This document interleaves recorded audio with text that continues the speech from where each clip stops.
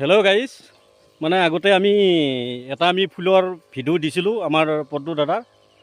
তেখেতে বিভিন্ন ধৰণৰ খেতি কৰে।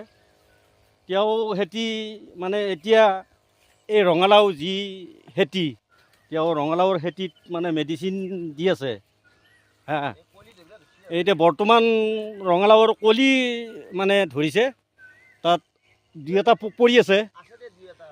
সেই পোকবিলাকক মানে ধ্বংস কৰাৰ কাৰণে আমি মানে তেখেতে মেডিচিন ব্যৱহাৰ কৰিছে। ৰঙালাওৰ খেতি বহুত খেতি, এইবিলাক চাওক তেখেতে মেডিচিন মাৰি আছে। এইবিলাক ৰঙালাও খেতি, এইবিলাক কৰ ধৰিছে, কি ধুনীয়া ধুনীয়া কৰ, এইবিলাক ফুলিছে। গতিকে তেখেতে ইমান কষ্ট কৰি মানে খেতি কৰে। গতিকে মানে খেতিত কিমান পৰিশ্ৰম হয়, সেই পৰিশ্ৰমৰ মূল্যটো